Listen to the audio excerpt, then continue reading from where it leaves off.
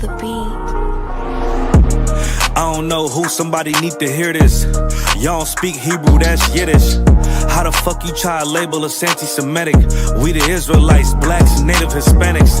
The Germans getting locked up for the Holocaust. Meanwhile, black people still up in the Holocaust. 100 million of us died in the transatlantic. 6 million died, y'all want the world to never forget it. You can never be a Jew, you a Ashkenaz. This ain't a star dum-dum, a gun that would die. Yeah, Yeezy told the truth and got ostracized. Not one person in the Bible had on a yarmulke. We was slaves in America like we was in Egypt. Y'all don't even fit the curses in the Torah neither. Y'all was blind to the truth, I had to make it clear. How Jerusalem, your land, your people came from Europe. That was 1947, your menorah got 9 sticks, it's really only 7. Yeah, it's us against the world, Armageddon. This what happened when you inherit lies from your ancestors. Y'all the synagogue of Satan with them black hats. Your whole nation sitting ducks, Aflacs. Bunch of thieves and culture vultures, ain't nothing kosher. To tell the truth, you vagabonds don't have a culture. Macedonia, Alexander and Philip, you a convert, so tell me, how the fuck is you Israel? That don't make you the people just cause you live there. Why my people can't hate your people like y'all hate Hitler? All the prophets was black and was called nigga. Y'all don't even fit the description that's in the scriptures. Abraham, all the way down to Jacob, we the real Jews. Y'all don't study Christ, y'all follow the Talmud. Keep it real, yeah, let's keep it real. Cold hard truth, it give you chills. Say y'all Jewish cause y'all ain't really them. About to do them like Hammond, it's the Feast of Purim. UPK undefeated, this an easy win. We was born fighting, y'all the evil twin. Jacob took hold of his heel, then out came his little red bass and they kosher deals. It's only 12 tribes, y'all tryna make it 13. Esau despised his birthright, the Lord cursed him. He ain't the devil, who is? I'm still searching. Ask your rabbi, why he get them babies herpes? I don't know what's worse, that or you claiming that you a Maccabee. I'm about to cancel, everybody try to cancel ye. I ain't afraid to speak, this what I do. They riding to the core, I'm just judging them by their fruit. Cause they ain't suffering curses. If I was carnal, I promise I'd punch you in person. I know this an uncomfortable subject. They making millions off our culture and black people suffering from it. Yeah, they don't believe in Christ, they the Antichrist. Make a living off of niggas, they a parasite. I ain't afraid to tell the truth, niggas terrified. I'm about to go DEFCON 4, I ain't satisfied. That is proof. That is absolute proof that they know we are the real Jews. That's absolute proof. Now you got the records. Go find me a white Jew on any archaeology in Egypt anywhere. You will never find a piece of archaeology with white people as slaves in Egypt. So don't tell me that they were slaves and it's their identity, and they know it. And I know the blasphemy of them which say they are Jews and are not. The Lord knows the blasphemy of you so-called white people that say you are Jews and you are not Jews. You are not the people of the law. You are not God's chosen people. God's chosen people are living in the ghettos of America. God's chosen people are in poverty and depression in the streets of America. God's chosen people are walking around in America with no identity. That's where God's chosen people are.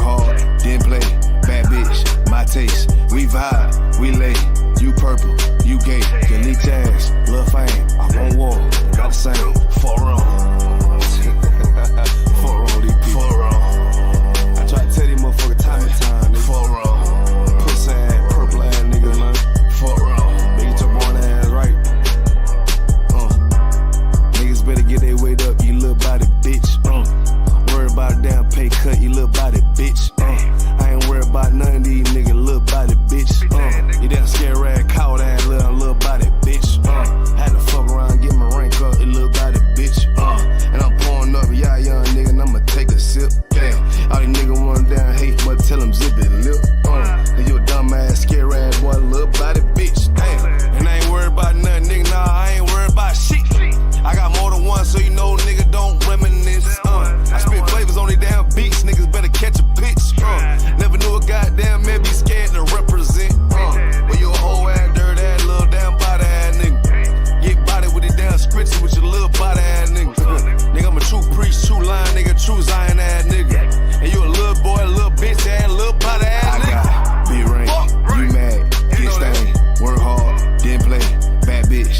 taste, we vibe, we lay. You purple, you gay, you leech ass, love fame. I won't walk, not the same. For wrong. For wrong, yeah. For wrong. I tell you, for wrong. You get your shit together, for wrong. Work. I'ma do this shit till I rock, you little body bitch. I'ma judge your ass like your pot, you little body bitch. And I'm smooth with it, y'all the zock, you little body bitch. And I switch, ain't gon' your thought, little body bitch. And I'ma stay turning like the cars, you little body bitch. And I'm so cold like a bond, you little body bitch. And I'm a war like that bar, you little body bitch. And my aim like not a zock, you little body bitch. Need a princess part bar, little body bitch. Or anyone down the slide, you little body bitch. Yeah. I keep a couple straps in my ride, you little body bitch. Just in case anyone wanna die, cause I'm body bitch. I got it, be right, you mad, get stoned, work hard, then play, bad bitch, my taste, we vibe, we lay, we purple, we gay, we leech ass, love fame, one war, not same, for wrong.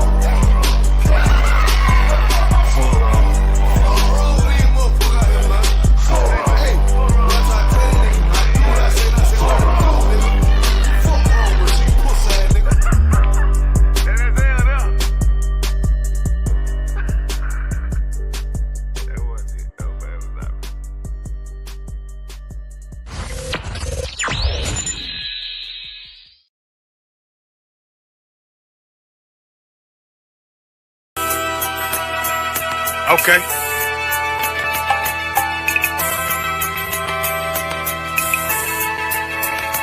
Homie, I've been... There's a king that's coming back to save our people. Now, we should be preparing ourselves for the return of our king, not stuck up in these denominations and religions that's destroying our people and destroying our nation. So when we are in this kingdom and our brother or sister is doing wickedly in this kingdom, we must tell them, look, the world is expecting you to stay docile, to stay stupid. That's what Christianity teaches our people. Teaches our people to hate one another and love the oppressor. Like, we'll never forgive one another for anything that another brother or sister do to us, but we'll forgive the oppressor in a heartbeat. There's something wrong with that, man.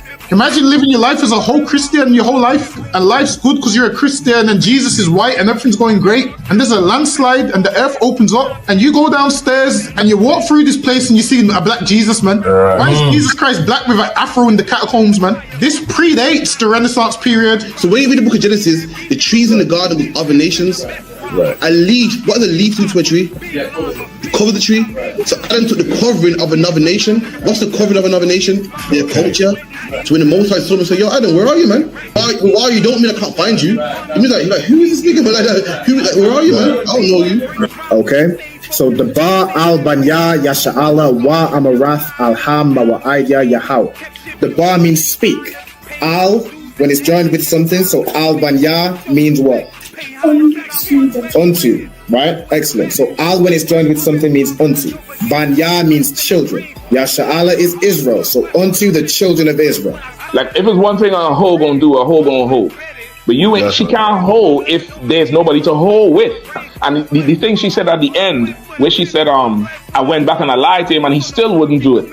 And then she threw up her hands and she said, well, he'll just be a brother. That's what he need. That's brothers. Right. If we have more brothers, hoes like her wouldn't have no outlet. There was a man in the land of Oz, his name was Job, and that man was perfect and upright. There you go, the man called Job. I think Job is what, afflicted. And that man was perfect and upright, meaning what? You can be perfect, man. Job was a man like everybody else, man. Job wasn't no angel, he didn't come from the heavens, and that man was perfect, meaning what? You can be perfect in the Bible. Being perfect is in the Bible. Had printers on my coattail way before Jimmy. Funny how the general ain't even see a penny. Better show respect, get smoked like a chimney. Keep my name out your mouth, don't even think it. Send a real Smith at y'all, know Jada Pinkett. Both ball heads, my grain above 50. Lost my man to the game, that pain that stuck with me. Had to find a cheat code to the street though, cause them niggas getting foul, shoot you like a free throw. Keep spitting acid like a Mino, and the nigga be the nicest with a mean flow.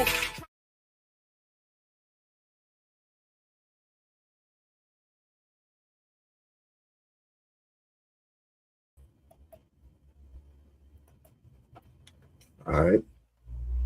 right, Shalom Israel. Yahweh Bashim Yahushua Barakatam to all the brothers. Hold on. Yahweh Bashim Yahushua Barakatam to all the brothers. Yahweh Shema Alatam Bashim Yahushua to all the sisters. We are the ISUPK, started out 1 West 125th Street, Harlem, New York, under commanding General Yohana. Since 1969, we have been given the truth to so-called blacks, Latinos, Native Americans. You know what I'm saying? Giving you, you know what I'm saying, not only the physical food, when we do food drives and clothing drives, and you know what I'm saying, and all the work that we do in the work of the Lord to feed and support our people, but the spiritual food, the spiritual knowledge that is going to sustain the children of Israel, that is going to repair the children of Israel, that is going to feed us children that have been starving for so long. You know what I'm saying? Us children that have been abandoned and destitute and just neglected for so long. The lost sheep are the children of Israel. You know what I'm saying? That's what the ISUPK is here to do, to lead so-called blacks, Latinos, and Native Americans. For so long, our leaders and the people we look to have been, you know, either grifters, you know what I'm saying, they you know, laying down with white women, the whole nine, or just entertainers. Like in the today's time, black people are the only people that our leaders and the people we look up to are entertainers, musicians, comedians, athletes. That's who we get our leadership from. We don't have to, you know what I'm saying, suffer that any longer. There is a leader of this nation, a man named Commanding General Yohana, who is, you know, resurrected. His brother will guide you, guiding, will comfort you when you need comfort. You know what I'm saying? That's what we need in the black community. All right. Hey, Habaniga, how's my sound of my connection? Am I coming through to Wab, or I'm coming through it's a bit choppy or anything like that? You choppy a bit. You say your connection is not the best. All right, to the audience, how's my connection coming through? You'll let me know if I'm lagging or anything like that. It's not horrible, but my thing, I keep it's not horrible. All right. No. All right, y'all let me know in the chat. All right. As of course, this is the scripture breakdown class will be held by Captain Karathi. I'm just holding it down till he gets here for the time being. Of course, if anybody has any questions, make sure you put your questions in the chat, or if you have any questions in the stream. Most sign Christ when I say sound straight. All right, cool. We're good to go. All right. If anybody has any questions, make sure you put those in the chat. Get all your questions answered. You know what I'm saying? This. I mean, it's been the time, but this is the time to get up in this truth, to learn how to you know what I'm saying, properly fix and amend your life, to learn how we should be moving, to become soldiers instead of civilians. The civilians, you know what I'm saying, for too long we have been moving like civilians, and you know what I'm saying, everybody else around us, all these other nations around us, move with a different sense of militancy. And they all have a military. They all have, you know what I'm saying, people that fight for them. They have, you know, people that band together. Some communities have their own police force. We in the ISUPK, or we as the children of Israel, as so-called blacks, Latinos, Native Americans, you know what I'm saying, we need to have a certain sense of militancy about us. That is going to save your life. This militancy you find right here in the ISUPK, I'm telling you, it's the difference between life and the opposite. There's a difference between life and unalive. All right. So let me also put in the chat if there's put this here.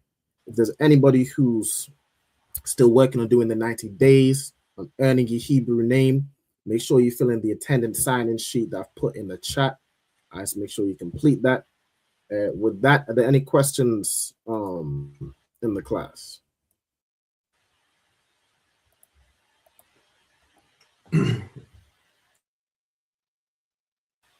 All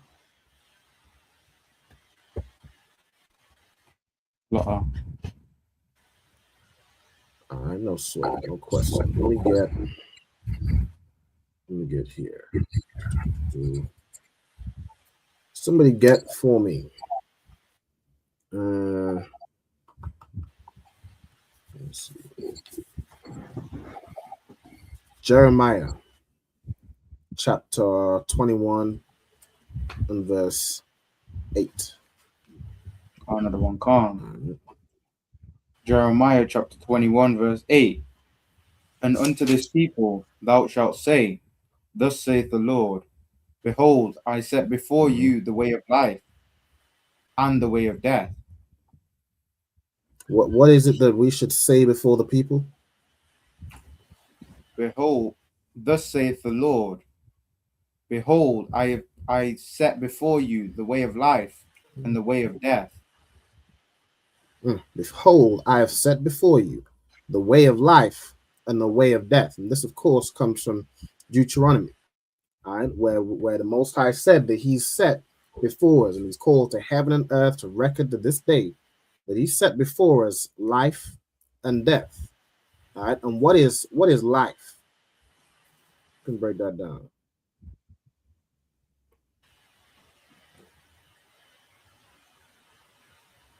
You can explain to me what life is according to the Bible.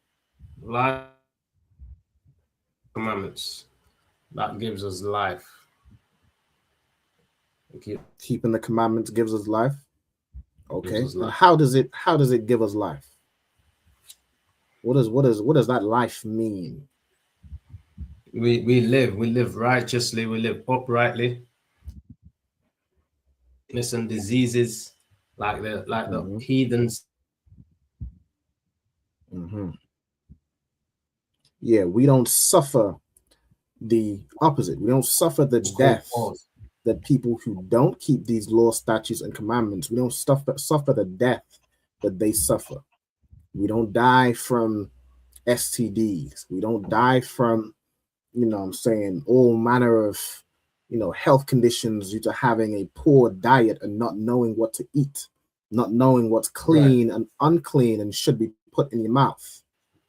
We don't die, foolish deaths fighting over a postcode or a corner or a color and unaliving one each other for these things, unaliving one another for territory, to sell poison to our children to.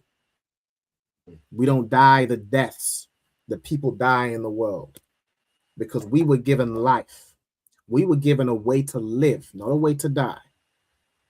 We were given ways that we would be separate and holy, and we would be a wise people.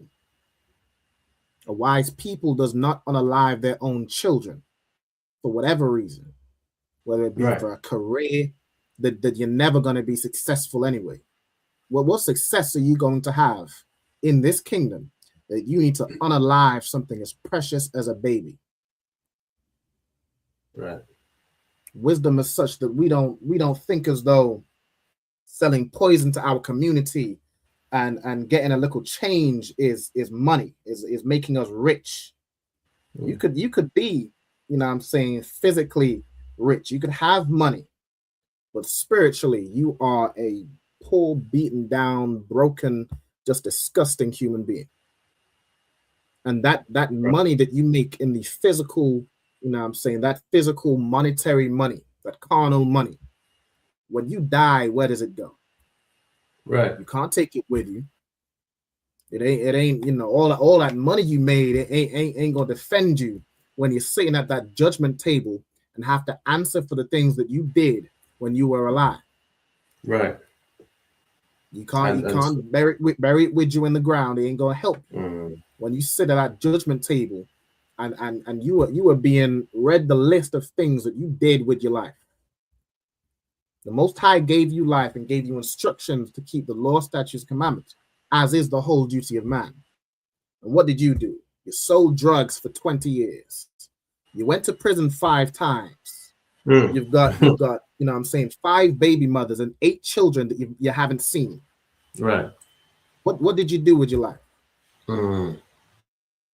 Because we were given, once you hear this word that we send out every week in the ISUPK, through weekly classes, through camp speakings, through all the work that we do, getting on radio shows, podcasts, getting this truth out there to our people, because that's what we need. Right. What did you do when you heard that knowledge? Did you change your life?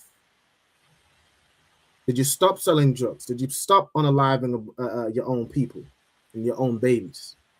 Or did you just carry on being a selfish, just horrible human being? Because we've set before you, read again, Habani God, what we have set before the people. Khan of the wrong Khan. Jeremiah 21, verse 8.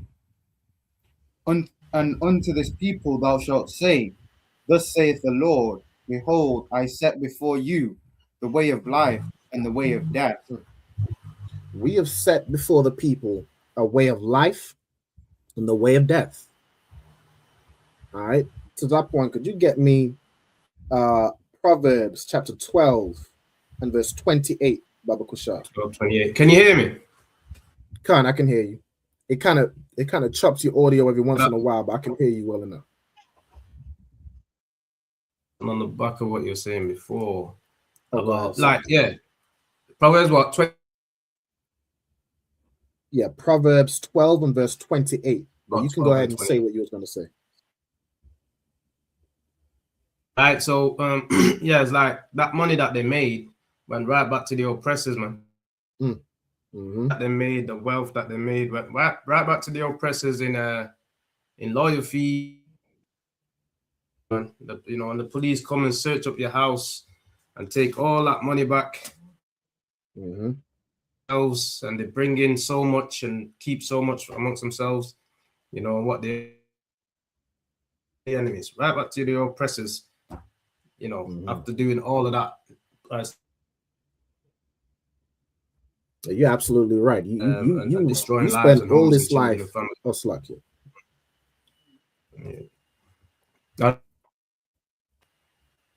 Can't slack you. You spend all your life just being wicked and being vile, and then you did that. But it's. I'm sure you have a good reason. It's so your children can eat. It's so your children can have good clothes, and so you can live a nice lifestyle. And then the police kick down your front door or kick down your mother's door, get all that money you've been hiding underneath the mattress, get all that money you've been hiding here, there, and everywhere, kick down, search through the bando, and now you've got nothing. You got nothing to show for all that time and energy that you put towards being wicked, being a criminal, or being a drug dealer. Now your children forget having something to eat, forget growing up with nice clothes and things that they need through drug money. Apparently, it needs to be done through drug money and through criminal activity. Forget that. Now they're growing up without their father in their life. Now they're growing up with a single mother whom you didn't even know nor love. You just slept with her. She's got a baby, and you know what I'm saying, you just onto the next. It was onto the next situation. They growing up with some woman who hasn't been vetted, who has, damn near no care for them, and she barely cares for herself. Like as a nation, we need to stop believing the foolish lies that we tell ourselves. You know what I'm saying? It's like with that, I pass the class over to Priest and Captain of 10,000, Karathia. Get the other one a hand.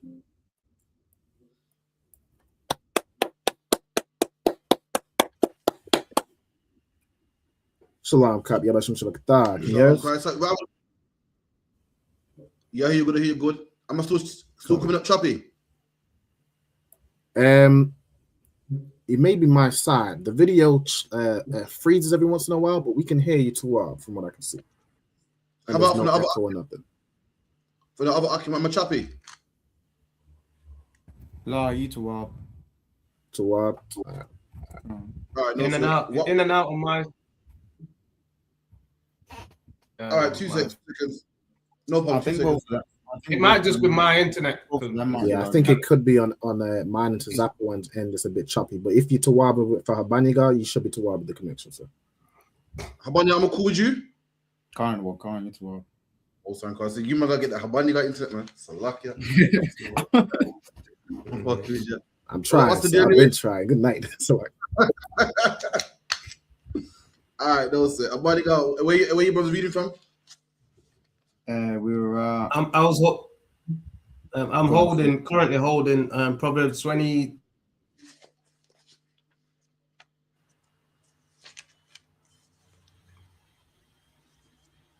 You went in and out then. You put Proverbs what? 12 and 28. Other one. All right, read that. God. Proverbs chapter 12, verse 28. The way of righteousness is life. Right. And In the way of life. What does that mean? In the way of righteousness is life. So if we stay on the righteous path, touching commandments, that will give us life. Because that the first commandment is love the Lord thy God, love thy neighbor thyself. If we stay on those paths, we'll be, there'll be no unaliving. We'll be,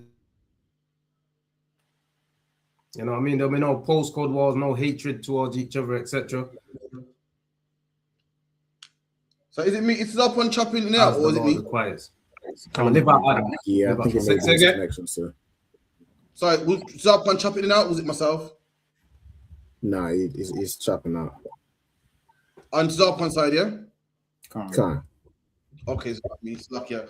Rabbi, break it down for me, Slakia. So if Habani got break it down for me, the righteous is more excellent time. The in the way of righteousness is life. Like where Alban broke this down, or broke a verse in Jeremiah down, where if you follow the laws, you don't get the punishments of someone who doesn't follow the law. There you Punishments like diseases, STDs, and all that type of stuff. Hatred of your own people. There you go. According to the Bible, life in the Bible ain't always talking about your heart's beating. Ain't always talking about a pulse. Life in the Bible life in the Bible also means a blessing, man. Also means a blessing. Also, if you keep the laws, you get blessings, man. Death in the Bible ain't always talking about a flatline. Ain't always talking about your heart is not beating. It's talking about a horrible life. Death in the Bible also it's talking about living in the ghetto. Talking about living with rats and roaches. That's death according to the Bible. So this scripture, right. It's manifold. It's talking about literal death, meaning you're in a postcode war, you will die. But also you break these laws. That's the ghetto for you. We're in these ghettos. Why? Because we broke the laws. We're burning of crack cocaine addiction and heroin addiction. Why? Because we broke these laws. Our kids are hungry at nighttime, hungry, starving. Why? Because we broke these laws. Everything what black people goes through is in this Bible. Our whole plight, our downfall, and how we're going to get out of it is also in the Bible. Keep it in. Yeah, it's like in the life, it's like it is life, and in is no death. Right, so like, was Tazapon coming in and out again, or was it me? It was Tazapon again. All right, so like, Habani, you might have to read for now. Where are we at? Proverbs 12 and 28. Proverbs 12 and 28. Calm. Proverbs chapter 12, verse 28. In the way of righteousness is life, and in the pathway thereof there is no death. There you go. In the pathway thereof is no death. When you're keeping the laws, statutes, and commandments, there ain't no death coming your way. There ain't no ST coming your way. You know why? Because you don't have sex with whores, man. There ain't no disease coming your way. You know why? You don't share needles, man. You don't take drugs, man. There ain't no AIDS coming your way. You don't have sex with whores. You don't have sex with prostitutes. You're not sharing drugs and needles. So ain't no death coming your way, man. You raise your kids properly. They ain't in gangs. So why you're not on no one's list of the first to kill? You're not. Why? Because you keep the laws, statutes, and commandments, man. The Bible says what? That these laws are for your own good. You keep the laws, statutes, and commandments. They're for your own good, man. Good things come your way. When you break it now, bad things come your way, man. When you are a drug dealer, then people are going to kick open your door for that stash. When you are a drug dealer now, the police are going to kick open your door to lock you up. This is the death that comes your way. So take over 2 I need to get the door. 1 sec. Cut on concert. And just as the captain read, like just as I was breaking down earlier, you know what I'm saying, when we are living our life according to our own wisdom, according to our own knowledge, you know what I'm saying, but not with the Most High, not with the law, statutes, commandments, not with righteousness. In our ways is death. In our carnal ways is death, but in the Most High's ways and righteousness is life. So like pass it back to Cal. For that, appreciate that. Was there any questions? Anyone want it broken down in the class? Also, Rabbi's been kind enough to put the attendance in the chat. If you want to be a brother in the ISUPK, you want to get your name, make sure you sign into that as well, man. Get your name, do your 90 days. Any questions, put them in the chat. Any question on any topic, anything you've seen, let us know now. Okay, we can go over it. It's no sweat. You brothers in the class also, any questions we're gonna go over before we move to my topic? So I had a not really a question, but like a precept for what we read in Jeremiah chapter 8 and verse 1, where again it just shows that the life we're talking about isn't necessarily, you know, your carnal life, your heart beating, but spiritual life. Go ahead, let me read it. I got my ones in Deuteronomy. I've never heard another one, so I wouldn't mind adding this to my arsenal. Come on, sir. We're going in Jeremiah chapter 8 and verse 1, sir. Let me read this, sir. Okay, Jeremiah chapter 8 and verse 1. At that time, saith the Lord, they shall bring out the bones of the kings of Judah, and the bones of his princes, and the bones of his priests, and the bones of the prophets, and the bones of the inhabitants of Jerusalem out of their graves. There you go. That's today, man. The inhabitants of Jerusalem, the Lord's prophets, the Lord's princes, who are they? Blacks, Hispanics, and Native Indians, man. That's us. Right. And why does the Lord call us bones? Why could we dead? This is a precept for also Isaiah, man. Ezekiel, my bad. Where it says the valley of dry bones. That's us with dry bones, man. Mm-hmm. The priest of the Lord is bones. The prophets of the Lord is bones. The whole nation is bones. Why could we dead? We ain't saying nothing. Right.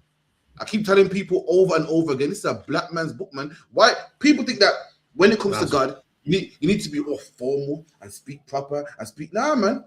The Lord's a black man. Black people wrote this book, and black people speak in slang, man.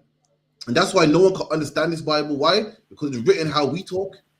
It's written how we talk, man. The Bible says stuff like what? Like sin life at the door. That's how black people talk, man. So that point, how about you? Can sin light at your door? Of course you can't. Oh, right. You know, it's like saying, yo, death's around the corner. Yeah, man, you can't death. That's how black people talk, man. And they don't understand it.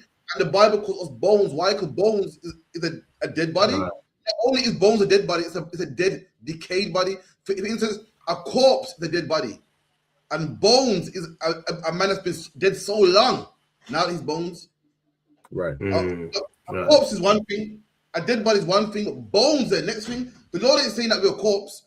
He ain't saying that we're a smelly corpse. The Lord's saying that we are bones, man. Meaning what? We've been dead since what? The Greeks and the Romans. We've been dead since the Babylonians. We've been dead since, since we were serving Baal and serving Molech and the Christian church and slavery. Meaning we've been dead, man. Come on. Kind of one kind. And they shall spread them before the sun and the moon and all the hosts of heaven whom they have loved and whom they have served. Who they have what? And all the hosts of heaven whom they have loved and whom they have served. And it's letting you know why we're dead. It's letting you know why we're bones. Because we serve heaven. Because we want to go to church. The host of heaven is what? The armies of heaven, man. We go to church on a what? Sunday. That's us worshiping what? The host of heaven, man. We hear about your horoscopes, which is what? Your star sign. These are what? The host of heaven. We, like we want to be Muslim, which is what? Celebrating the moon, the star, and the moon. These are the hosts of heaven. And these are the reasons why we're referred to as bones. These are the things why we're referred to as dead. This is what the Lord said that we're not living, because we're serving these things right here. Read that again, Baba Kushar. Kind of the one kind. And they shall spread them before the sun and the moon and all the hosts of heaven whom they have loved and whom they have served, and after whom they have walked, and whom they have sought, and whom they have worshipped. There you go. That's why we refer to as dead, because we serve the host of heaven, man. Star, the moon, the sun, the stars, all this stupidness. That's why the Lord refers to us as dead, man. Anything else on that?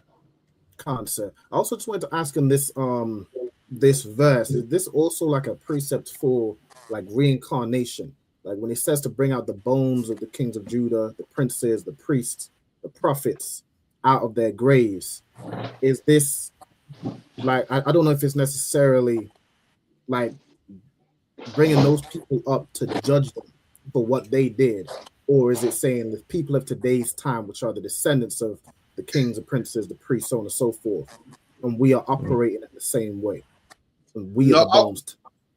I wouldn't use it as a reincarnation scripture, not because it's not one, just because I haven't been taught it like that. You get me? If you can speak to Captain Meshach or General Muhammad and they can see it and they say, yeah, he's manifolding, yeah. I can't say, because when it was broken down to me, the point General Muhammad was proving was that we're dead. I didn't ask him about the manifoldness, so I wouldn't know. That's what I'll say no until you get clarification. I see no way. Give me verse 3. Can I finish the end of verse 2 as well? Yeah, keep going. Can't, sir. They shall not be gathered nor buried; they shall be for dung upon the face of the earth. There you go. And we're not buried. Why? Because we're not literally dead, man. We're like dung upon the earth, man. You know what it means to be dung upon the earth? Them black people are rotting away in jails, man. Them black people that fill out the jails. Them black people, oh God, get a job, man. You're a strain on society. Ugh. All you do is on the welfare, man. Taking up, you're taking up taxpayers' money. You know what I mean? All you do is shoot each other, man. Post-Cold War. That's what it means by we're dung upon the earth. Meaning what? With something that everyone hates. You know, if you go to a farm and you see dung on the farm and you're stepping over the dung, that's black people. That's how black people are considered in England, in America, all over the globe. Oh, them blacks, man. Oh, they come around here with their loud music. Oh, when they come to your neighborhood, you gotta move out, man.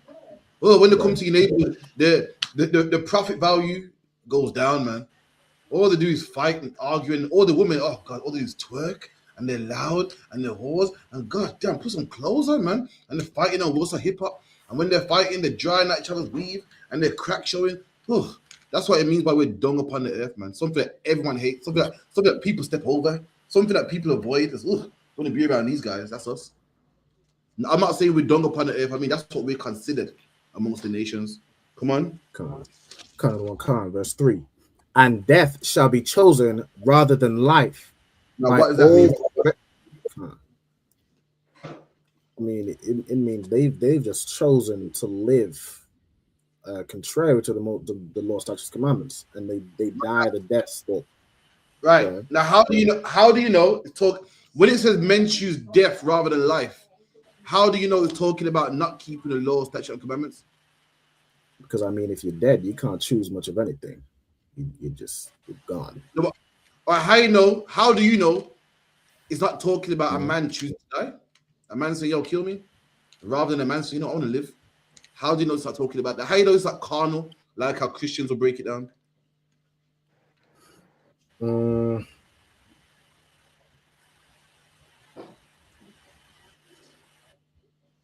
Death should be chosen rather than life, and he's saying, how is it? How you know it's spiritual death that's being chosen, as opposed to just live or die. You choose to die.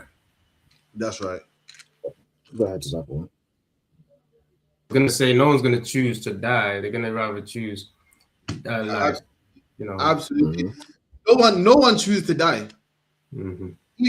Even a gang member who's the roughest, toughest man, the ends man, been shot 4 or 5 times. When he gets shot, he's calling for the ambulance, man. Right. The ambulance. He said, when his house gets robbed, he's the first to jump through the window. He's the first to run. No one chooses to no one on planet Earth chooses to die. Even Rambo. Rambo's, mighty, got the machine gun muscles. When the bomb hits, Rambo ducks, boom, no one chooses to die. I don't care how strong you are. Nobody wants to go to jail. Nobody wants to die. No matter how crazy you are, everyone runs for their life. Your big gang member, when the police come, is running for his life. When shots are ringing out, he's running for his life. You brothers from Jamaica, man. The Don and the end, the Don Garden, man. When the police come to get him, he's running for his life. Nobody wants to die. Right. What it means is what? brothers want to break the laws of God. Brothers will rather choose death. Meaning what? Brothers will rather choose smoke. They'd rather choose to have sex with whores. Why? Because death feels good. It can't be talking about the death we're talking about because that death feels bad. The death according to the Bible feels good, man. Everything that's against God feels good. Oh my God, the whores and the drugs and the weed and not see a man and having sex with another man and hiding it from your man. Oh God, the thrill. All them things feel good. This is the death that men are choosing. It can't be talking about a little death because no one chooses that, man. Right. Even the man with death, even the man that drives drunk, when he crashes, the first thing, even the man that wants to commit suicide, man, a man that wants to commit suicide, what happens when he hangs himself? He's kicking and fighting and trying to get off the rope because no one chooses death. The death he's talking about is brothers want to break the laws of God. That's what they choose. They choose Christmas, the one that says Easter, Kwanzaa, whores, weed, gangs, knife crime. This is the death that men choose. Come on. And death shall be chosen rather than life by all the residue of them that remain of this evil family. There you go. And that's why it's letting you know what the death is. Evil, man. The evil amongst us is evil family. Because we're evil family, that's why we want the weed, want the crack, want the whores, want the pornography, want the tattoos. Everything that's against God, we want it. Come on. Which remain in all the places whither I have driven them, saith the Lord of hosts. And that's where we remain, in all the places where He's driven us. We shouldn't be remaining there. We should be in Jerusalem. We should have our own land. But why? Because we're wicked. That's why we're in England. That's why we're in Babylon. That's why we're in America. That's why we're in Jamaica. The Lord had to drive us out, man. If that answers your question, Alban. Kind of the one concept, the water. Any more questions?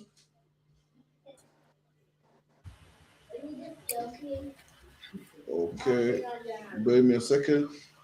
Have you brothers saw what happened in England? How England's in a drought? Let's get it, man. Let me get it real quickly, man. The news said that England's in a drought. When you think of drought, what do you think of, Akim? You think of Africa. You think of them kids with a big belly. You think of... Listen, any of you brothers been to the park lately? No. Have no one been to the park, no? The grass, the grass. About 3 weeks ago, 2 weeks ago. Yellow. There you go. That grass ain't looking good. That grass ain't looking green. England's known for farmland and greenland and farms. You drive on the motorway, it's known for having nice. It's known for you drive on the motorway, you see cows grazing. Not no more. The grass is all scorched, man, and brown. Grass is all scorched and brown. And that's England. Ain't rained for weeks, man. Ain't rained for a month, man. And you'll think England, which is a country that's known for rain. It's known for rain. They all talk about England having the grey clouds. What do people say? Yeah, man, I went on holiday the other day. Oh, I come back to the grey clouds, man. Oh, the grey clouds in England ain't grey no more. And this shows you the power of God, man. God can check. Listen, in a place where you think, listen, man, no famine's coming my way. I'm from England, man. Somewhere else, fair enough. In Africa, fair enough, man. In the sub parts of Africa, fair enough, but not England. From a good climate, wait, man. The Lord can show you something else, man. The Lord will show you. Let me get it real quick.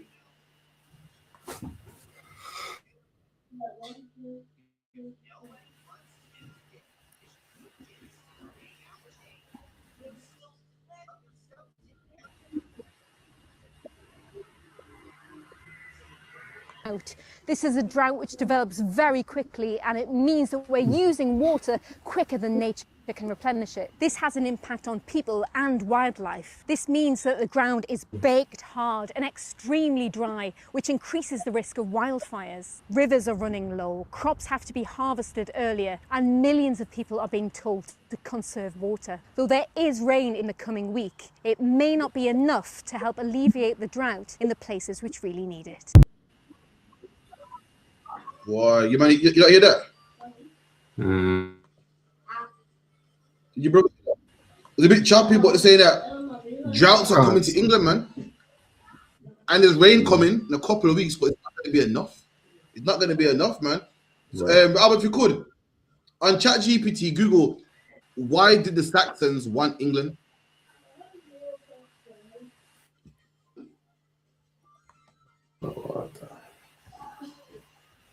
Why did the Saxons want England? Put it in. So, like you said, why did the Saxons Say again? want England? That's right. Yeah. Why did the Saxons want Come on, sir. Why did the Saxons want England?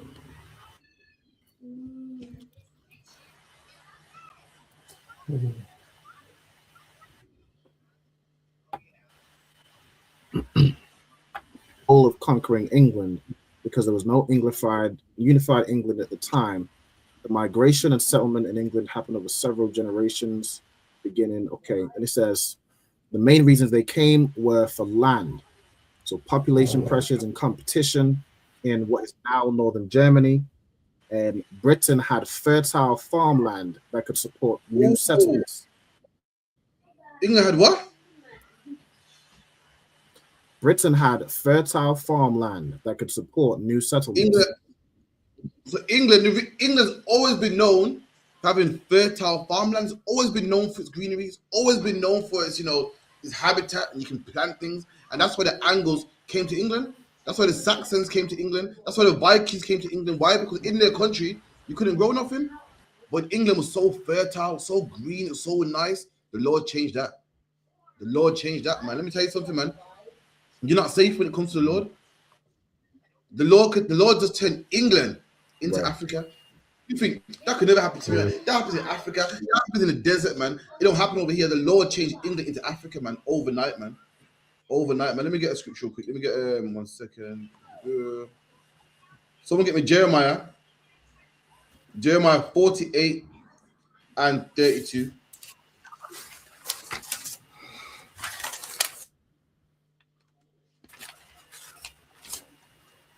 And 32.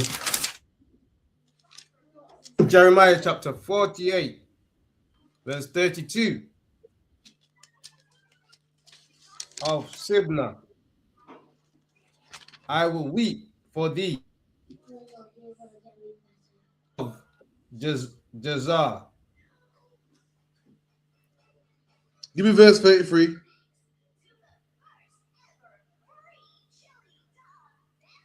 Sorry, someone else get that from, I believe it's crashing.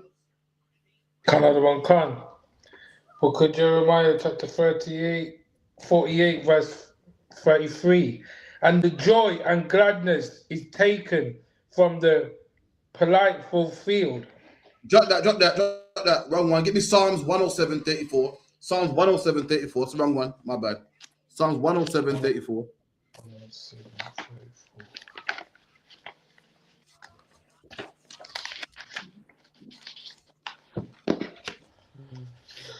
Book of Psalms, chapter 107, verse 34. And a fruitful land into barrenness. Right. The Bible says the Lord can turn a fruitful land into barrenness, man. So you Christians don't understand God, man. You Christians don't know this Bible, man. The most England thought that, we worry about bombs. We don't worry about earthquakes because why? We don't have no plate boundaries on England. So we don't worry about famines because you know why? Where we located, we get loads of rain, man. We get a nice cool breeze. England's known for being cold. It's known for having lots of rain and known for being wet. The Lord said He can change that. God said He can change that, man. Give me the verse above. Can't. He turneth rivers into a wilderness. And this is what God can do. God can turn a river into a wilderness. A river has running water, man. Flowing water. God can change that. God can make that a dry valley with nothing in there, man. God can make a river that's flowing with water a dry valley. God can make England have a drought tomorrow. He's doing it, man. Who else is doing it? We're reading in the Bible where the Bible said God can turn a flowing river to a wilderness. So who do you think is making England dry? Right. The climate. Right. Only it happens. I'm reading who's doing this, man. I'm reading the only person that got the power to do such a thing. The only person that said it, He can do such a thing, and it's God doing this, man. God said He can do a flowing river, man. A flowing river. You know what's water you gotta have for a flowing river. You brother jump in here, and is it flowing? No, man. To have flowing rivers means loads of water gushing from a spring. That's where you get waterfalls from and so forth. And God said he could turn that into a drought, man. He can turn that into a wood. He can dry it up, man. Come on. And the water springs into dry ground. And water springs, your waterfalls, some parts of the earth, water springs out of the earth. To call it a spring for a reason. You got what saying it. Yeah, this is called spring water. Why? Because it springs out of the ground, man. The Lord said he can dry it up to you, man. Don't you ever get comfy. Don't you ever get cozy, man. Don't you ever think that nothing can happen to you, man. Don't ever think you got enough money. Don't ever think that you're good for life, because the Lord can change that, man. The Lord can make the impossible happen, man. If you don't believe it, ask the Egyptians. The Egyptians were the best nation on the face of the earth. The Egyptians were like America today, man. Proud and bold and talking about Donald Trump and Egypt, and everyone came to Egypt, man. I went to Egypt myself. I looked at the big pyramids and I said, "Raw." These pyramids are glorious now. In its time, could you imagine Egypt? In its time, Egypt was Manhattan. In its time, you're walking around. The Egyptians thought it was so great, man. Your country was a shithole compared to from Egypt. Look, we got the pyramids, the Sphinx, the obelisk. We got carvings into stone. We got chariots. Are you an Egyptian like me, man? Just like what Americans today, just like what British people today, they was somebody, man. Now where's the Egyptians now? Where they now? In the Sahara Desert somewhere, rolling in mud, eating feces. Don't tell me God can't do the impossible. Those were a nation of people that they thought they would never fall, man. They would never fall, known for maths, astronomy, mummification, knew about electricity. And look now, man, they eating doo-doo, man. Rolling around in mud, walking around naked, man. And they built the first skyscrapers known to man. When the first skyscrapers known to man had men's, before Mount Rushmore, they had men's faces, man, on mountains, man. The Sphinx is a man's face on a lion. They did it back then. That was Manhattan back then. That was central London back then. They thought it was great, and the Lord showed them. And likewise, England thinks that, we're a fertile land. People have been fighting over England since the Saxons, man. Since the Saxons, people have been fighting for England because why? England's you been telling me England's been fruitful and getting good rain and having green land from the Saxons. Why would it change now? Listen, it makes sense why a white man would be proud, because England's been fruitful for that long. So why would it change now? No, it can change. The Saxons were what, 40? Oh, Alban, please find out when the Saxons were, man. I'm like 1400 probably.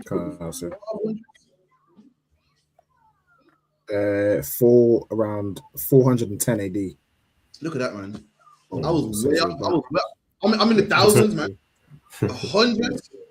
England been getting rain since the 400s, man. England been fruitful for the 400s, man. No wonder the white man's so proud. And I can see why he's proud. Why would it change? It's been fruitful since man can remember. So why would it dry up now? Because of God. God can make it happen, man. Keep it in. Verse 34. A fruitful land into barrenness. A fruitful land can be turned into barrenness. But you know what barren is? Barren is a woman that can't have a baby. Right. When a woman can't have a baby is known as what? She's unfruitful. A fruitful land, a land that produces timber and all these products, the Lord can make it produce nothing. And you know what happens when when it don't rain? What else happens when it don't rain? Anyone know? So like, say that again, Adam. When it don't rain. When it don't rain, people think, oh yeah, I can't drink. Nah, that's the least. What else happens, man? So like, nothing don't grow. Right, nothing don't grow. And if nothing don't grow, what else happens, man? Can't cook. Can't grow no crops. The animals don't have nothing to eat, nothing to drink. Animals die off. That's what people think. Oh, you can't drink. Ask them some water. Nah. Without water, you got no plants. Without plants, you got no animals.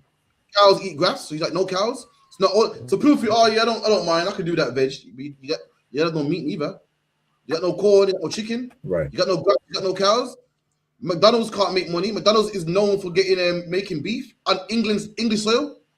McDonald's prides himself of, yeah, man, we got a homegrown British beef, homegrown. Won't have that no more.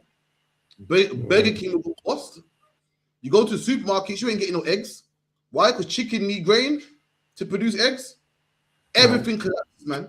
Everything collapses, man. Your body, not just you being thirsty, no food, no nothing, man. Life is sustained on water. It's the sun and the water. And when there's famines, you can't have nothing, man. You can't have nothing. That's the God we serve. You think that, yeah, you know, to harm the white man, you got to go out there and get weapons, go out there and get firearms. Listen, the God could take care of the white man just with the drought, just by taking away water, just by a storm. Let me tell you something. What black people thought that we're going to vote and march and get reparations, and the Lord gave it to the white man just by COVID-19, man. He crippled the white man's economy just by giving him all a cold and the flu. No one could fly. Every company was crippled, man. All the elderly of that generation died off, man. All them racist white people that called your grandma a coon and a what's it called, a gollywog. The Lord made sure that they was gasping for air, man. Made sure that they was gasping for air, man. The NHS went bankrupt. The NHS still got a long waiting list, man, because of COVID-19. That's how God rolls. We're carnal. We think we got to harm people. We think we got to get guns and bombs. The Lord just takes away water, man. The Lord just makes a hurricane. The Lord just cripples the whole economy with flu-like symptoms. And that's how the Lord works. Come on. For the wickedness of them that dwell therein. There you go. And because of the wickedness of them that dwell therein, this is why God got to do it, man. For the wickedness of them that dwell therein. England is a wicked kingdom, man. The wicked kingdom where man can marry man, where a woman can marry a woman. Okay, let me tell you something. Listen, I think I'm not lying to you. I think this is my first summer in life. I kid you not. My first summer in life where I've seen so much naked women. I've never seen so much legs and cleavage and booty and biking shorts in my life, man. Apart from this summer. I'm not sure because it was hot for a long time. And that's this wicked kingdom, man. I've never seen so much unmodesty. I'm not exaggerating. In my whole entire life, it's common. Everyone's walking around naked. Grandma's walking around naked. Overweight woman, slim woman, young women, old woman. Everyone's walking around naked. That's a sinful kingdom, man. It's only going to get worse. Right. Read that again. A fruitful land into barrenness, for the wickedness of them that dwell therein. Come on. Verse 35. He turneth the wilderness into a standing water. Look at that. Look at that. Like this is the flip side. Right. The same God that can. So what are we supposed to do? Store water? You know, put money together or serve the Lord? The same God that can make fruitful land barren can make what? A barren land fruitful, man. That's the God. That's the God who you want to get on the good side. You want to get on his good side. What's proof that the Lord can turn a barren land into fruitfulness? What's the proof? Just think about Israel history. In the rock, Moses striking the rock in the desert. And there you go. We lived for 40 years. We lived. They didn't pass through. We lived in a place for 40 years. We lived there. We drank water in a place where there's no water. We had food in a place where there's no food. Right. We had crops in a place where crops can't grow. The Lord can do it for you, man. The Lord can do it for you. Black man, Hispanic man, Native Indian man. If you want to live, you got to get on the Lord's good side, man. I advise anyone to get in the Lord's good books. If you're like wearing your seatbelt, now you cannot wear your seatbelt and hope you don't crash. You cannot serve the Lord and hope you don't die, hope you don't go hungry, hope you can survive. Or you can put your seatbelt on and serve the Lord, man, and ensure that you live, ensure that you don't die, ensure that your kids don't die. The chance is yours, man. The Bible says, make your election sure. You know, you don't live your life. I'm gonna take my risk. I hope everything's good. I'm gonna eat my veg, and hopefully I don't come up with an illness. Or you can serve the Lord and make sure you don't get an illness, man.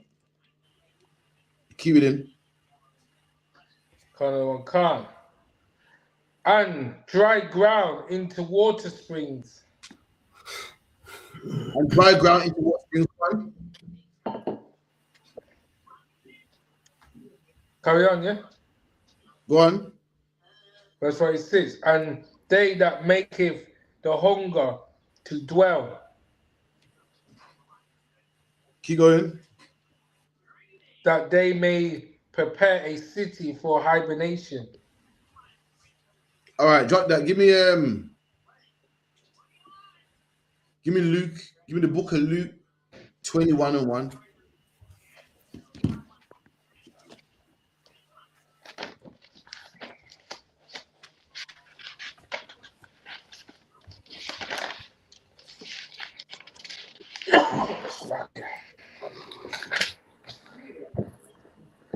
Book of Luke, chapter 21, verse 1. And he looked up and saw the rich man casting their gifts into the treasury. Right, so Christ saw rich men putting money in the treasury. You know what I mean? In the UPK, we got a treasury also, man. Every organization got a treasury. And Christ had money. Why? His organization needed money. Why? For travel, for food, and had a treasury. And rich men was putting chunks of money in there. Why? Because they're rich. Come on. Verse 2. And he saw also a certain poor widow casting in. What's that? 2 mice. Feather 2 mice. Feather and 2 mice. Imagine you got rich people. You got rich people. You're giving them money, man. Handing over money and gold. Then there's a poor woman. She ain't got much, man. And she opens her little penny purse and goes, "That's all I got in there. Here you go, man. Well, all I got some $5, you know, but here you go. Ain't much, but here you go. And so only $5. So only this is a shopping money, man. This is the money she used to go to Aldi and get a loaf of bread, carton of milk. And she goes, you know, here you go, man. I got much, but this is what I got. So like this. So rich people did follow Christ. Yeah. When the sister said, did rich people follow Christ? Rich people did follow Christ. The rich people all fight the Bible. What Christians get wrong is when they say the love of money is the root of all evil. They miss the point. The love of money is the root of all evil. Meaning what? To love money. That's the problem. But it's nothing wrong to have money. Nothing wrong to have savings. Nothing wrong to have a good job or to be well off when your family left money. Ain't nothing wrong with that. Christ was a poor man. His disciples were poor, but there were rich people that followed Yahweh. There were rich people that someone get me Titus where it goes charge them that be rich among you. You could have money, God, charge them that be rich among you.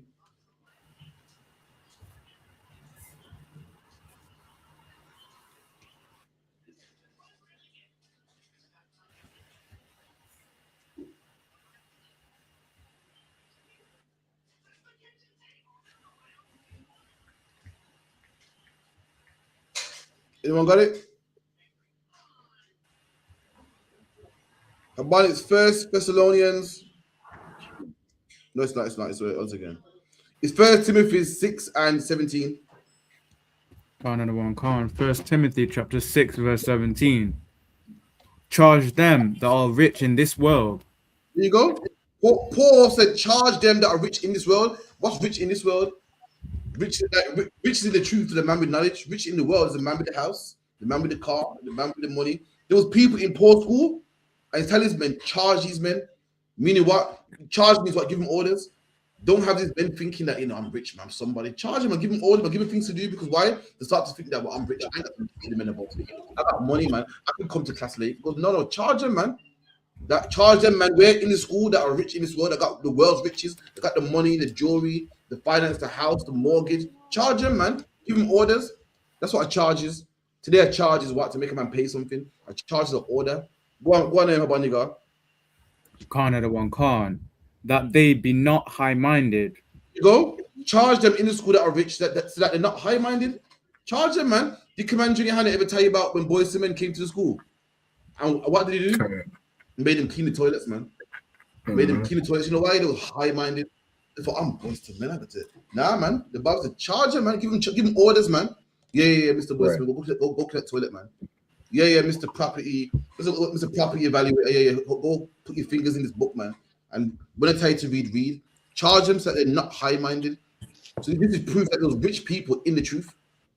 What's another scripture that shows that there was rich people in the truth?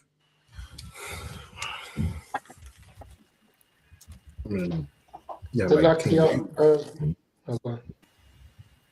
go on.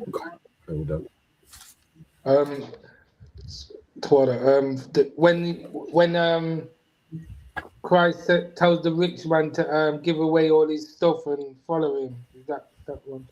That's one. The rich man and Christ wanted to see what level he was on, and the man he couldn't do it. So Christians read it and go, yeah, you can't be rich and be in the truth. That's not true, man. The Bible, what the Bible say? In Christ is what? No free, no bond, no Jew, no Greek, no male, no female. Meaning there ain't no difference between the free man and the bondman. A man who's bond, what is a man in debt? A man who's free is a man that don't owe no one nothing. There was rich people and poor people in Christ, man. Men that are in jail, and there's men that's not in jail. There was women and men. You say in Christ we're all the same. There ain't no you're a woman, man. I get access to the kingdom of heaven because I'm a man, you're a woman. Now, man, we all get access to the kingdom, man. There is no I'm richer than you, so I deserve to be here. Now, man, we all deserve to be here. That's the precept there. So there was rich people in the school. Read that again, please, Habaniga. Khan of the one Khan. Charge them not. Sorry, it was a rich man that bought Christ too. When Christ died, there was a rich man. I can't remember his name, and he bought Christ too. He paid for it, and that's where Christ was buried. But keep reading. Khan of the one Khan. Charge them that are rich in this world, that they be not high-minded. Charge them, man, so that they ain't high-minded. Order them, man. Charge them, man. Give them strict discipline so that they ain't high-minded and think too much of themselves. Come on. Khan of the one Khan. Nor trust in uncertain riches. Yeah. Charge them so that these men don't trust in uncertain riches. Like, you know what I mean? I'm here because I got money. I'm here now, man. Get the trust on the Lord and not in their riches. Come on. Khan of the one Khan. But in the living God. There you go. Get them trusting God and not in their riches, man. You get me? But that's the whole point, isn't it? The point with rich people that Christ had was they were selfish, wouldn't help their people. They loved their money, but it wasn't the fact that they were rich. Because there's people that come in the truth of all walks of life. People that are well off, and brothers that did that's not so well off. All right, go back to where we were. Sorry, was it Luke 21 and what 2? Yeah. Book of Luke, chapter 21, verse 2. And he saw a certain poor widow casting in feather 2 mites. And he saw this woman, so you got bag of man, rich men supporting Christ, man, supporting his cause, man, giving money, man. Why? Because they could afford it. They could afford it, and there's a woman that couldn't afford it. She had the last fiver. I thought, boy, you know, where's my purse, man? This is all I got, man. Hold this, man. Come on. Khan. And he said, of the truth I say unto you, that this poor widow had cast in more than they all. So hold on, how does this make sense? You go to him, you got man that put in millions, gold, riches, frankincense, myrrh, and you got a woman that threw in a fiver. And Christ saying her fiver is more than their riches. How's that possible? Christ saying she's putting more than they put in. When these men are rich, and they put X amount of money in the treasury, and this woman put shillings in there, man. Put 2 pence in there, man. How is that possible? How is she putting more than them? Because I think it's what she's got, what she's valued as. So she gave everything what she had. Them guys have still got, even though they put more, they still got. She gave her last kind of thing. There you go. She gave all she had. They gave what they could spare. But technically, they gave more, technically. But according to Christ, she gave more because she gave all she had. She ain't got nothing else. You know what it is to love? You know how much you gotta love something to give it your all? You know how much you gotta love your children to give them the last piece of food? You know how much you gotta love someone to say my last tenner, you know, but you have it. That's love, man. Now when you got a mill, it's nothing to give someone $1,000. It's nothing to give him $2,000. Nothing to give him 10 grand. I can't man will think now, but he gave me 10 grand. Of course he can, because he got it to spare. Real love is when you don't have it to spare. Real love is what a parent does. When a parent opens that cupboard, man, and goes, why? You know what I mean? The rice and that didn't stretch too tall. So I'll point out about them days, man, when your parents will make food, man, and it didn't stretch too much. And they go, go on, man, you eat, man. And your parents watch you. Like, you can manage that. Like, yeah, I'm good, man. And that's funny. You know when you ever want food, whenever you want some food, that's when they finish the food, you know. Listen, whenever you want it, like, oh, you want the rest of that? That's when, yeah, I want it, man. And they actually finish off the whole food. That's love right there. When you can give someone your last, when you can need something and you give it to somebody else, that is real love right there. That's when you give your all, man. Keep it in. Khan, verse 4. For all these have of the abundance cast in unto the offering of God. There you go. All these man got abundance. These man got it. They got a bag of money, so it's nothing to part with a meal. It's nothing to part with 2 mil when you got 10 mils. Nothing. But this sister here, keep it. But she of her penury have cast in all the living that she had. And she gave all she had, man. Ain't nothing else, man. She don't know how she's doing shopping, man. She don't know how the electric's gonna stay on, man. She don't know how she's paying her light bill, how she's paying her gas bill, and electric bill and car note. She ain't got a clue, man. All she knows is this. I want to help out, man. Here, hold this, man. That's the one that loves the truth, man. And it ain't gotta just be, the Bible goes where your heart is, that's where your money is also, man. But brothers can also give their time also, man. What you're devoted to, what you give your time to, man, is also what you love as well, man. Keep it in.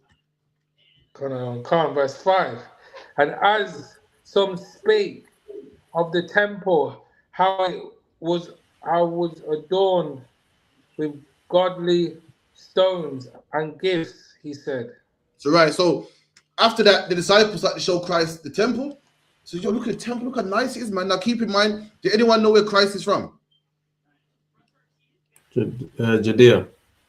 Christ from like Nazareth, small towns in Israel. So right about that in the capital. So the disciples are like, no, look at this, man. It's like you brothers from Birmingham going to like London. And you look at the Big Ben and the London Eye, like, whoa, the disciples showed him like, so look at this, man. Look at it built up, man.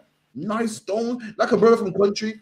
And he goes Kingston one day on the trip. He's like, whoa, it's fascinating. That was the disciples showing Christ that they had the buildings are made, how big they are. And if you read the Bible, he talks about the temple, the outer wall, the inner wall, the porch, and looking like, whoa, look how great this is, man. Keep going. Come, verse 6. As for those things which ye behold, the days will come in which they shall not be left one stone upon another. Right. And this is what Christ said to the disciples, man. I see you looking at the temple right now, man. I see you wondering how beautiful the temple is, man. But listen, that day's coming when this beautiful temple that you love so much is gonna be gone, man. It's gonna be gone. When did that happen? Did anyone know? So like 70 AD. Yes. 70 AD, man. 70 AD. Titus and his son Vespasian, man, put an end to the Jewish state, man. I'm gonna go to Rome to go see it as well, man. I'm gonna go see the Arch of Titus, man. Christ prophesied about. You say it's mad. You say the Bible's not real. People go to Rome to see the Arch of Titus, which Christ spoke about, man, before it happened. This happened, man. Christ said the day's coming where the temple's gonna be not one. This is the beautiful stones you're talking about. We're not one of them's gonna be on top of another one. It's gonna be totally down, man. Keep it in. Which also a cut as well. It's a cut for them Jewish people that pray to the Wailing Wall, man.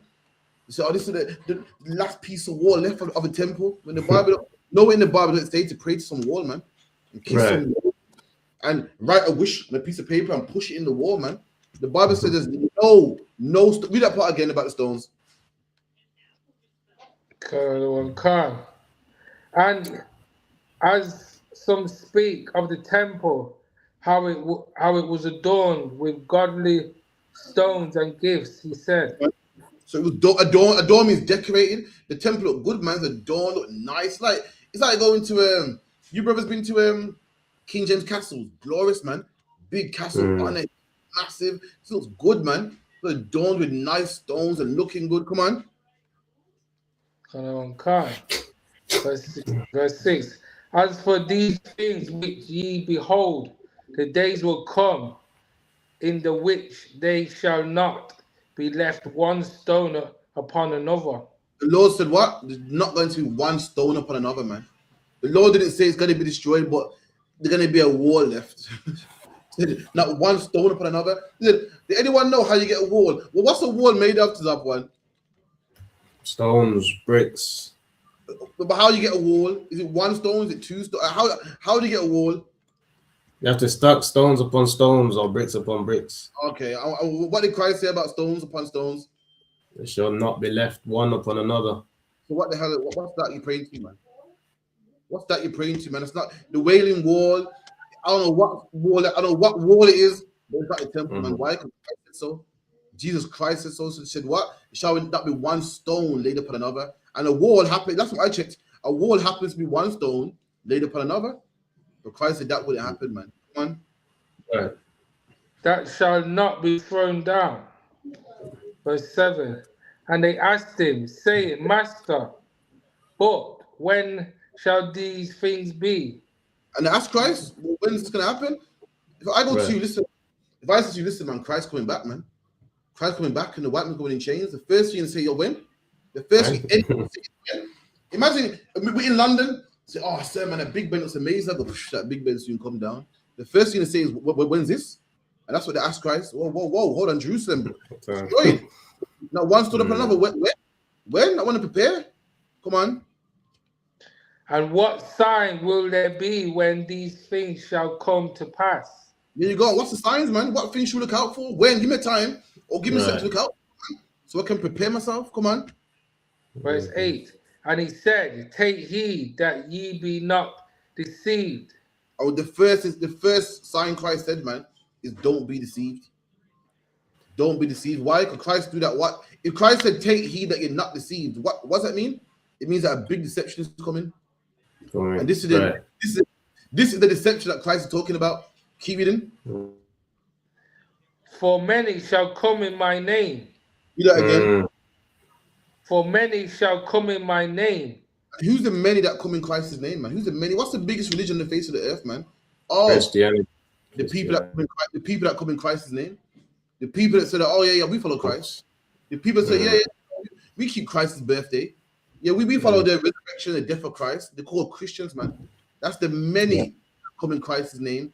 And they do what? They deceive the whole world, man. They got the whole world thinking Christ is white. They got the whole world thinking that his birthday is December 25th. They got the whole world thinking that white people. They got the whole world thinking the angels are white. That's the many that shall deceive, man. Right. Christ is not deceived. There's only one way you be not deceived, man. That's by coming in the ISUPK, man. In the ISUPK, we teach that God is white. We teach you the angels, right? We teach that God didn't die for all nations, man. These are all the things that have deceived many, and there's only one way that you make sure you get deceived. That's by coming in the class of the ISUPK, man. Come on. I am Christ, and the time draweth near. Go ye not therefore after them. Don't go after them. Don't go to their church. Don't go to their mass. Don't go to their Sunday school, man. Don't go after them. I saw some Christians the other day back in the Facebook like group, man, to laugh. The shit was hilarious. I showed the video. The man goes, they're debating if Jesus is the son of God or Joseph. The man goes, so what tribe is Jesus? He goes, Judah. The Christian man goes, yeah, all right, cool. But in the case of he goes, in the case of no father, what tribe would it be? I couldn't believe it. I said, wow, why are we even considering this? What do you mean in the case of no father? It's not possible to have no father. That's ridiculous. So the boy goes, sit and burning. So one of them said, yeah, but come on, common sense. He goes, oh, forget about common sense for now. Forget about common sense. What are we doing here? That's the deception about the Christian church. You got to put common sense to the back. Common sense. The man goes, listen, if you got a woman here with a belly and the baby's like, what's the first thing you're going to think? Common sense, what's the first thing? No. The man said, don't worry about common sense. I said, wow, that's the Christian church. A man trying to tell me God is one. There's one God, but then you got God the Father, Son, Holy Ghost. That's three gods, man. Listen, I've tried to understand. One time I said to Krafia, stop being so biased. Try listen, and I couldn't get it, man. I've listened. God logic said, all right. So God logic said, Captain Zayak. He said, listen, he gave the best analogy. He goes, listen, man, all these men are under you, yeah? He goes, yeah, okay. So Christ is under God. Okay. So all these men are under you. But does that mean they're not human? They're under you, but still human like you. Okay, yeah. So me and these 4 individuals are human. We're 4 individuals. We're 4 people. So is God 4 people? God, I can't get around it. He's saying, see, Christ is under God, but see, they're under him in rank, but they share the same divinity. So there's 2 people sharing the same divinity, just like me and the men under me share being human. I can't get around it, man. That's 2. I can count. That's 2 gods then. If 2 men share the same divinity, that's 2 divine persons, which means it's 2 gods. Someone tell me if I'm wrong. Please, someone tell me if I'm not getting it. I've tried. I've tried to be a Christian for 2 seconds. I can't get my head around it. I've tried listening to him. I couldn't do it. It don't make sense at all. He said, no. But they share the same divineness. If 2 people share this, if 2 people share the same car, that's 2 people sharing the one car. So it still remains it's 2. I can't. I'm slow. And that's Christianity. And somehow, so it's so complex and don't make sense, but it deceives many. People believe in it. Imagine that, but we're gonna break out scripture and convince people. No one believes us. But a Christian man can rock up and say, yeah, man, God's two people, but still one. Oh, makes sense to me. Right. Whole world believes in that. Oh, yeah, Mary didn't have sex with a baby. Everyone believes in that, man. It beats me. Carry on. Salakia. Whatever. Salakia. Oppressor said it, man. Subtle beast of the field said it. And because he said it, everybody just can change their mind. You break it up, but I think I heard what you're saying. You said because the beast of the field said it, that's why everyone believes it. And you're right, man. The black man, you know the Israel band, we're just the wrong color, man. That's all it is. You know, when we break out something, we gotta prove it, man. The white man can say something, don't prove nothing. And everyone looks up to me. You know why? Because he's God. He can say stuff, but yeah, it makes sense to me. Oh no, keep it in. Another one, Khan. But when ye shall hear of wars and commotions, to be terrified, for these things must first come to pass. So Christ is breaking down the end of the world, the end of Jerusalem, and then the end of the world. What's the end of the world? The end of the society. The end of the world ain't talking about the earth, it's talking about the end of this society, man. The end of England, the end of Rome, France, and homosexuality, and women dressing naked, and 304s. This world, this society is going to come to an end. And what's the signs? Wars and rumors of wars, man. Christ, when these things happen, don't be terrified. Why did it say don't be terrified? That's lucky because to rise up. It's our time, Black man, Hispanic, and Native Indian time to rule. That's the kingdom of God coming. Any man will see the wars and think, oh my God, this is crazy, and you're right to feel that way. But it's not that this can't happen. This can't happen. You can't get a kingdom unless this happens. Like a woman can't have a baby in her belly. Right. Without pain. When the pregnancy pain comes, talking about, oh my God, this is crazy. You can't get the baby without the pains, and we can't get the kingdom without these wars, man. Right. We can't. So when you see these wars happen, don't look at it as, oh my God, it's terrible. Look at it, this is great, man. The more bombs go off, you know what that means? Yo, one step closer to drug-free communities, man. The more petrol prices going up, it might be rough, man. But you're one step closer to getting rid of single homes. You're one step closer to having drug-free communities. You're one step closer for black on black crime to not exist no more. You're getting closer, man. Come on. But the end is not by and by. And it's not yet. Come on. Verse 10. Then said unto them, nation shall rise against nation. And that's what you're seeing today, man. That's what you're seeing today. So, let me tell you something, man. Black man, Hispanic man, Native Indian man. I've heard many religions, man. The New Wahhabism, they're so smart, aren't they? The Muslims are so smart, man. The blacks are so smart, man. They're so smart, but they can't tell black people how we're going to get out of this condition. Right. I'm at the point in my life, I don't care what anyone says, man. Don't try to convince me with no book, man. Don't tell me how I read this book. And black people, yeah, we came from the planet Risk, and really, yeah, we evolved from blah, blah, blah, blah, and we're the kings of Egypt, and we're holy people. I would have said to you, so how did we become holy again? Well, I don't really know, I don't want to hear it, man. I don't want to hear it, man. The Bible lets us know how we get back on top. The Bible lets us know what we got to do to get our kingdom back, man. That's a book that I got to invest in. That's a book that I got to read, man. Don't tell me how great I was. Don't tell me the black man's the first man. That's fine. The black man's the first man, but right about now, the black man's in hell. The first man's in hell. The original man's in hell, man. Right. Being original ain't helping me, man. Being original man, I'm the original man in slavery. I'm the original man on child support. I'm the original man living in a council estate, man. That's not good enough. Right. I need a book to tell me how to come out of them council estates, how to come off crack cocaine, and it so happens the Bible has that, man. That's the book I'm gonna read, man. Keep reading. Another one, Khan.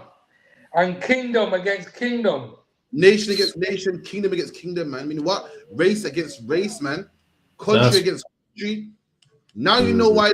Now you know why America can't get to the Straits of Hormuz, man. Now you know why Iran and America are going at it. Now you know why Ukraine and Russia are going at it, man. Now you know why Taiwan and China are going at it, man. Now you know why. Because why our freedom's close. Our kingdom's close, man. These things must happen. Come on. Verse 11. And great earthquakes shall be in diverse places, and famines and pestilence. Wait. The great earthquake shall be in diverse places. You know what diverse means? Different places. Different places, man. Places where you wouldn't expect it to be. And not only earthquakes in diverse places, famines also in diverse places. Famines where? What's a diverse place where you wouldn't expect a famine to happen? Right here, Slovakia. Right here, man. In America, UK. The Greenland, the Green England, man. Islands, no. What's the color of Ireland? Anyone know? Say again? What is the color of Ireland? The what, Slovakia? Of Ireland. What's the what of Ireland, that one? So the capital of Ireland? Or the color of Ireland? Again? He said the color of Ireland. What is the color of Ireland? Like, what color does it? What color does the leprechaun wear? You know, what color is? What do you think? What do you think of when you think green. of Ireland? The green. Green. Go on. You think of green? The luscious land. The four-leaf clover. The green, the clover, the four-leaf clover leaf, the leprechaun, green. Robert, if you could find Google for me. Say why is Ireland's color green? Council. If you could. I think they say it's Patrick or something. It says Ireland. Hold on. Why is? Let me search. Why is green the national color of Ireland? Hold on.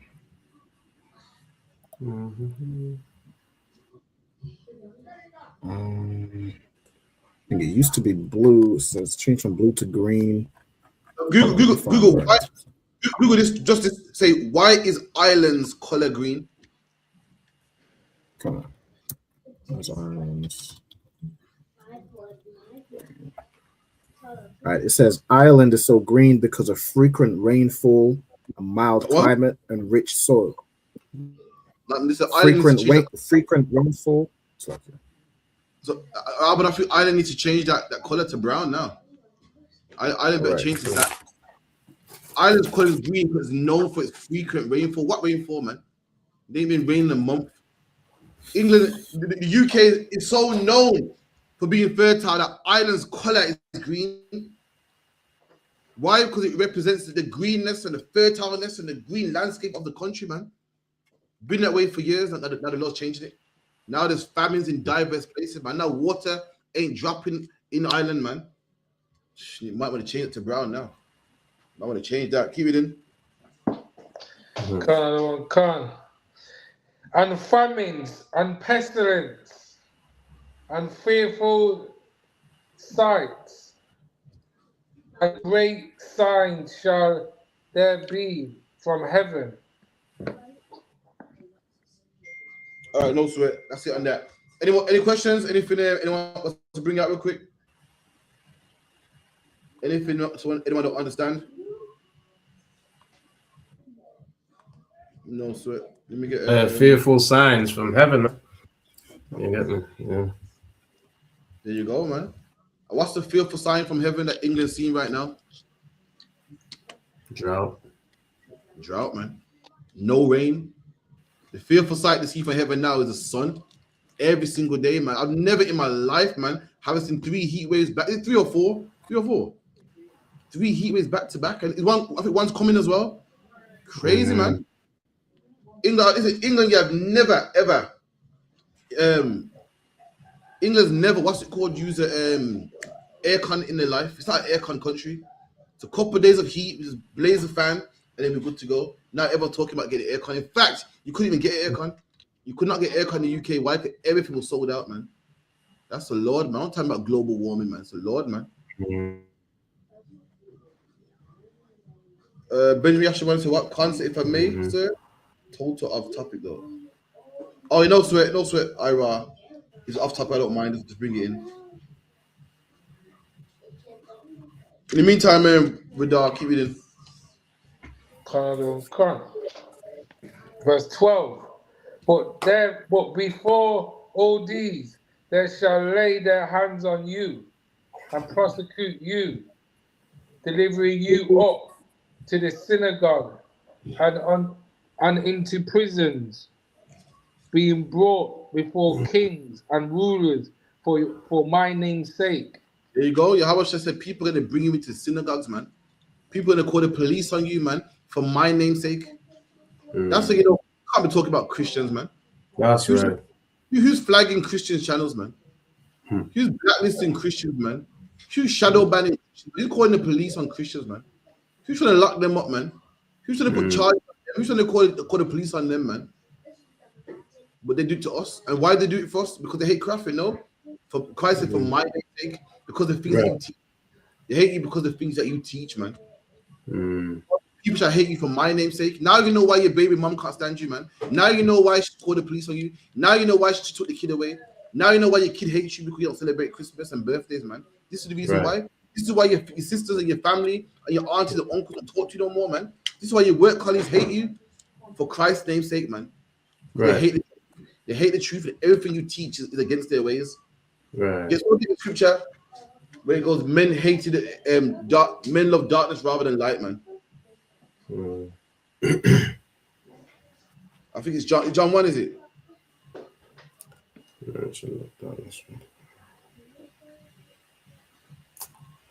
think it's John 3, and about 17.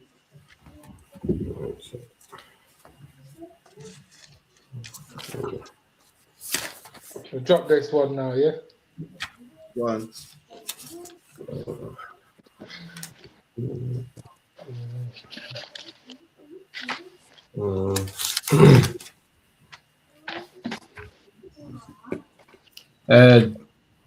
Let's see. John chapter 3, verse 8. No. 3, verse 19. 19. Condition that light coming to. Okay. John 3 and 19. And this is the condemnation that light has come into the world. There you go. So this is the condemnation. Meaning what? This is why people are gonna die. This is why people are gonna go to jail. This is why people are gonna get AIDS. This is the condemnation. I mean, this is why people are gonna die. Why? Because the light has come into the world. What's the light, man? Jesus. Sure, right. The ISUPK, man, light's coming to the world. Now you don't have to guess and be in darkness and think, should I be a Christian? Should I be a Muslim? You got light now, man. You know what to be. You know what to follow. You know what laws that you're to keep. You know that Christmas is wrong. You know that Easter's wrong. You got light now, man. But this is the problem. This is why men are gonna die. Come on. God. Light is coming to the world, and men loved darkness rather than light. Men just love darkness rather than light. This is a precept for Alban, man. Men love that death rather than that light. Men love the darkness. Men love to be ignorant. They love it, man. Brothers don't want to. Nobody wants to believe in the truth. Why? Because they want to be ignorant, man. They want to be ignorant, celebrate Christmas and celebrate Easter with bunnies' legs. Nobody wants to be a man and say, you know what? Forget them holidays, man. You know what I mean? I don't care what the world says. I don't care what my grandma says. I don't care what society says. I'm doing what's right, man. It's easy just to be Christian. It's easy just to be under you. Listen, you know how easy to be Christian? It's easy just to be under your woman and say, yes, dear. Fight with your woman. Go to war with your woman and say, no, I'm in charge, man. And go to war, man, until she finally yields. It's easier just to be like every other man. How much do you brothers know brothers that go to jail, brothers that sell drugs, brothers that kill people before? Right. Brothers that's done 25 years in jail. Guess what? Even them men are their woman. Even them, no, babe. No. I wasn't cheating. That number ain't mine. Why? Because it's easy to be Christian. It's easy, man. Even the roughest man is scared, man. Even the roughest man got a woman putting her fingers in his face saying, sleep downstairs. Who you think you are? It's easier to be Christian. It's harder for a man to say, no, I'm in charge. I'm the man. I'm going to have multiple wives. I'm going to celebrate Passover even though everyone thinks I'm crazy. That's the hard thing to do, man. But men rather darkness. Why? Because darkness is easy, man. It's comfortable, man. Ain't nobody but the light. When your eyes are closed, Akim, and you got those sheets on you, that darkness feels nice. It's cozy, man. You don't want no man switching the lights on and pulling the quilt off you. It's not that comfortable. You rather say nice and cozy and in the dark, man. And that's why a lot of brothers are gonna die. Why? Because brothers love the darkness, man. Come on. Okay. Men love darkness rather than light because their deeds were evil. That's why they like it, because they're evil, man. The deeds are evil. The deeds are things you do. The deeds are evil, man. That's why they love darkness rather than loving light, man. Because they want to be evil. They want an excuse, man. All right, what's the brother's question, Baba Kishar? Sir, we had a question from Ira. He says Captain Tazarek has been speaking with UNC 607, and at times he'd be agreeing with him. How could someone like UNC 607 have those type of understandings without believing in the Lord? He says he asks because he encounters people like that. I'm not sure what it means. So it means like, I'm gonna get me right. Let me see if we get it right about Alban. So Captain Tazarek sits down with man like UNC, yeah? And how does he do such a thing? He says at times Captain be agreeing with UNC 607, like agreeing with the things that he's saying. And Ira is taking it to the point where he's asking, how is it possible that without the Lord, people like UNC 607 have a certain level of understanding that Captain would agree with them? But there's some people that's in the world, and they know that black and black crime's wrong. That they can agree. Some people in the world, they're not in the truth. They don't know the depths of in the truth, but they know that Christ is black. That you can agree with. Some women out there that can, that believe that women should be submissive. I met a few of them. They're not in the truth. They probably celebrate Christmas, Easter, probably 304s, but they know that a woman should be submissive. That you can agree with. And that is what a fishing tool, man. Give me that. Give me, I'll make you a fisher of men.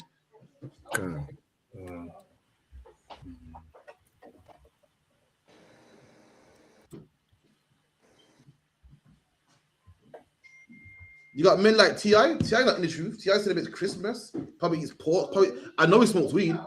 And T.I. will tell you, black people need more black businesses. Black people got to be independent. Black people got to stop making the white man rich, man.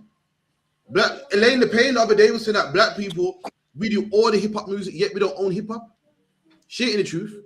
So there's some brothers that they can see injustice. They can see when things are right and wrong. And that you can agree with. Someone get me that scripture, me ready. Concept. Mark chapter 1 and verse 17.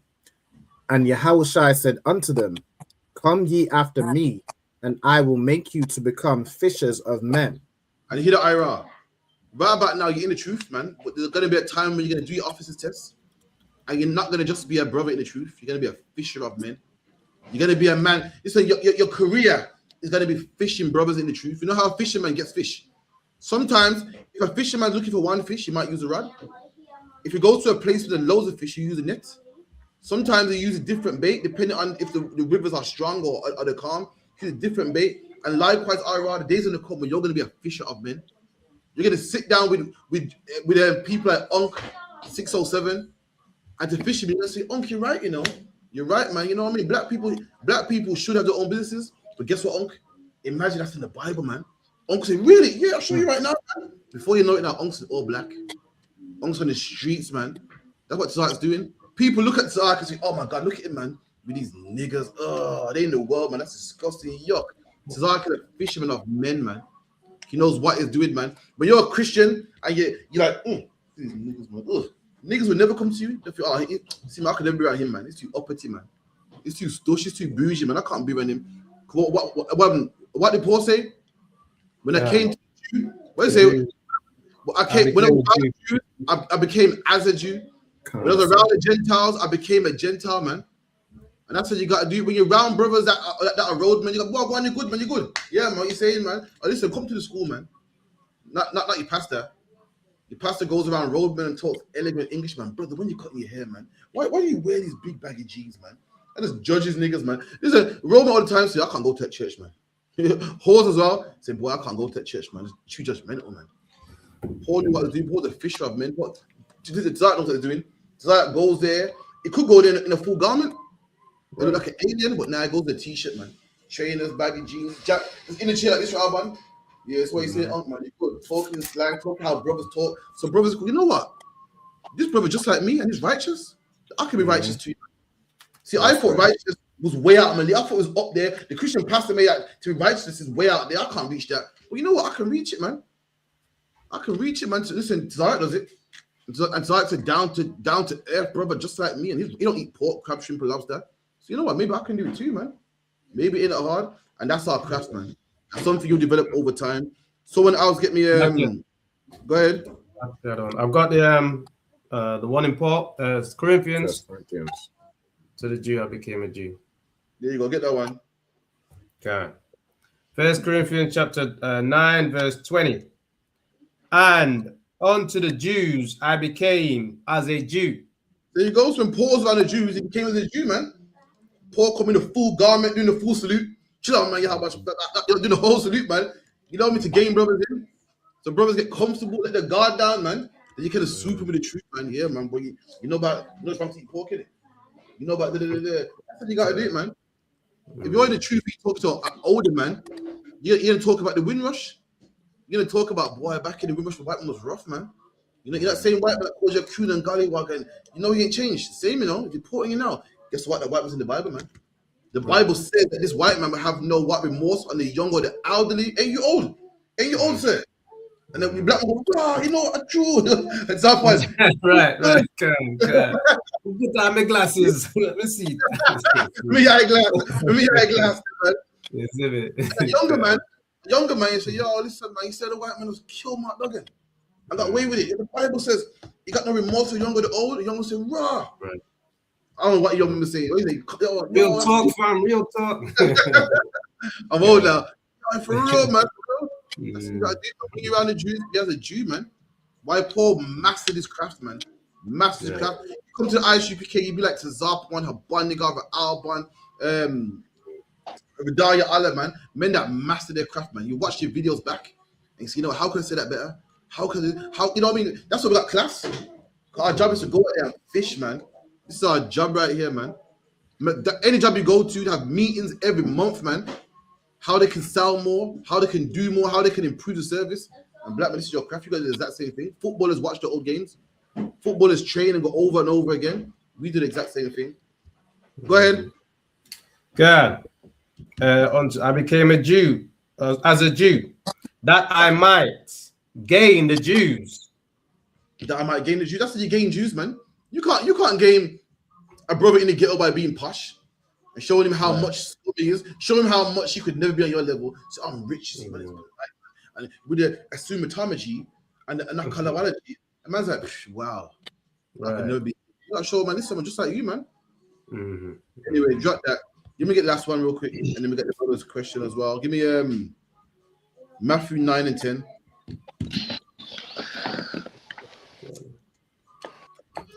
Another one, Matthew chapter 9, verse 10. And it came to pass, as Jehoiakim sat at meat in the house, behold, many publicans and sinners. Book of Matthew, chapter 9, verse 10. And it came to pass, as Jesus sat at meat in the house, behold, many publicans and sinners came and sat down with him and his disciples. So Christ is eating meat now, he's eating food. He's jamming, he's eating. Eating to black people is a big thing. So you brothers don't know this because you're black. I didn't know myself. But eating to black people is how we socialize. Do you know, I'm gonna blow your mind. Do you know white people don't have food at parties? I had no idea. I thought everyone did. Food to us is a big food. Food at weddings, food at parties, food at funerals. It's how we socialize. It's always been how we've been. Always. In the time of Abraham, when the angels came to Abraham, he did what? He said, go get a fatted calf, man. It's how we roll. And Christ is socializing with brothers, man, sitting down, eating with publicans, man. People that you go, him. He's a road man. That's 607. Christ sat down with them brothers, man. That's how you win them. Sat down with them, man. Broke bread with them. So, why you good? That's where you coming from. Listen, man, you know you come to class. You know you come to class. I'm waiting. Listen. So you keep saying, but I don't see you in class though. Why you saying, you're right? He's the devil, but boy, I don't see you in class though. So what are you gonna do about it, man? Know what Christ is doing? Sitting down with people that everyone hopes gone, man. These are the men you got to sit down with. Come on. Right. Come, verse 11.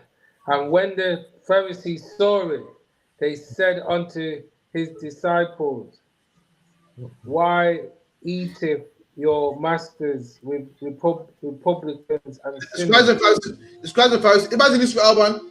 You're sitting down with Captain Meshach and that, yeah? And we're all eating and so forth. And a Christian man goes, Alban, how come your master's sitting down with these tramps, man? How come your master's sitting down with these roadmen? Sniggering. Like basically implying that some master he is. He taps the disciples, yo, so how come? So this your master, yeah? Yeah, your master, yeah, the one next to the man with the pre-shiesty mask on. Your master, yeah, okay. Sitting down next to Tony that just got off for signing that big bird of coke. Okay, all right then. Okay, that's the spirit behind it, the sarcasm. Come on. Verse 12. But when Jesus heard that, he said unto them, they that be whole need not a physician. There you go, man. A physician, a doctor. Christ said, them not well, don't need a doctor. If you're well, you don't need a doctor. Right. Who needs a doctor? Sick people. It makes sense that I sit down with 6'7" unk, man. It makes sense that I sit down with these roadmen. Why? Because they need it, man. It makes sense that I sit down with a man fresh out of jail. Why? Because he needs it, man. You, man, you're good, man. You're up there, you're nice. You got the kingdom in your palm, man. You don't need me, man. What Christ is saying. So, yeah. Captain sits down with unk. Why? Because we're not like the Christian church, man. We're not bougie and think we're better than people. And also, we got our Christian brothers in, man. The kingdom of heaven is for those people anyway. Right. When you read the parable, Christ said, what? Those that are bidden to my supper shall not taste of my feast, man. Who's those that are bidden? Who's those that was invited initially, man? Your pastor, your Pharisees, your scribes, your pastor, your vicar. They were invited. Right. And Christ said, loud them, I'm going to the hedges, man, the byways, the streets, man. The kingdom of heaven is for men, just like on 607, whatever his name is, man. No sweat. Right. Limit last one. Salakia, if I may, can I get understanding of Matthew 22? Is he what? Is the hellfire talking about the family? Let's see. Someone get that. Matthew 5:22. Matthew chapter 5, verse 22. Sorry, hold it, sorry, you're echoing. Just make Haban God on the right.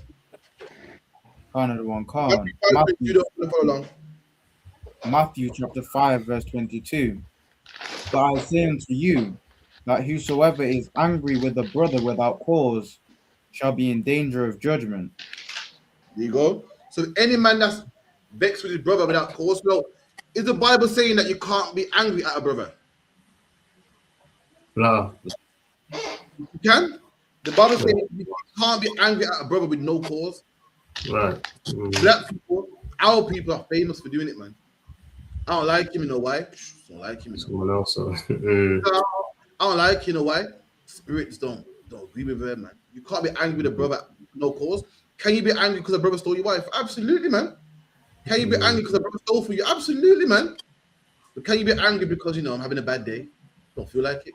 You don't like him. You can't, man. Right. Read that part again. Calm. But I say unto you that whosoever is angry with his brother without a cause shall be in danger of the judgment. Here you go. You're going to be judged, man. Kicked out of school, the Lord can punish you. You're going to be judged by the Lord, man, for you hate your brother without a cause. This is Christ. Right. This is Christ's commandments. Christ made the commandments harder, man. The Bible says, thou shalt not murder. So a man could hate you. A man could hate you, but not murder you. Listen, even if you hate a man in your heart, man, it's bad enough. It's bad enough. So Christ made the commandments harder, man. Christ showed us true love. Come on. And whosoever shall say to his brother, Rakar, shall be in danger of the council. There you go, the judgment, the council. What's the council, Akim? A council is when a brother does you wrong. You sit in a council, and that brother gets judged. If you're wrong, you get judged, man. That's why it goes, you're in danger of the judgment, in danger of the council. That is the punishment that the school will give you. It could be a fine, get kicked out, could be push, whatever the judgment could be. You could be, you're in danger of that for hating your brother. Come on. Canada one Khan. But That's like- whosoever shall No, but go ahead. but whosoever shall say, "Thou fool," shall be in danger of hellfire. You go, what's the hellfire, Akim? In that context, what's the hellfire? Say it twice. Say the same thing twice. Judgment. The judgment. He that hates his brother gets judgment. He that hates his brother without a cause goes to council. He that hates his brother again, hellfire. It's referred to hellfire. Why? Because fire burns, man. Hurts, don't feel good. The hellfire you're gonna get is the judgment, the punishment from the Most High, man. The punishment the school gonna give you, man, which comes from the Lord. That's the hellfire. Not talking about literal hellfire. Not talking about you're gonna be burned, meaning what you're gonna be judged. You're gonna get the counsel. It's the same thing 3 times. Read that again, Baba Bashar. From the top. Yeah. Canada one Khan. But I say unto you that whosoever is angry with his brother without a cause shall be in danger of the judgment. There you go, in danger of the judgment. Come on. Canada one Khan. And whosoever shall say to his brother, Rakar, shall be in danger of the council. Then you say the same thing again. Come on. But whosoever shall say, Thou fool, shall be in danger of hellfire. There you go, man. Talk about that. When you hear fire in the Bible, different contexts. The Bible will say what? In the Bible it says what? Israel shall be burned with hunger. The Bible talks about the punishment of the Lord like a burning fire. These are symbolic words to show how graphic the Lord's anger is. The Bible goes, "You kindle the flame of my anger that shall burn to the lowest of hell." Right. Fire in the Bible ain't always literal. Now, fire in the Bible does sometimes talk about thermonuclear warfare. In this one, it's not. It's talking about how sore the punishment is. It refers to it as fire. You know, just preach it all over the Bible. Get the one where it goes, don't get it now. One where it goes, you've kindled the fire in my anger that shall burn. You know, the Lord's anger is compared to fire. The one where it says you shall be burnt with hunger. There's quite a few. In this one, it's talking about the fiery anger the Lord got for you. The fiery anger the Lord got for you. Get me last one. Let me one more show that fire ain't all talking about literal fire. Get me where it goes. No, the one that goes, if we sin willfully. Give me that one. It's like a. What? Give me if we sin willfully.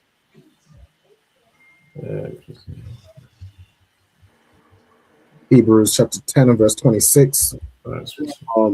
For if we sin willfully after that we have received the knowledge of the truth, there remaineth. So imagine we come in the truth, we know it's wrong to smoke weed, we know it's wrong to have sex with whores, we know it's wrong to buy prostitutes, and we do it anyway. We are willfully sinning.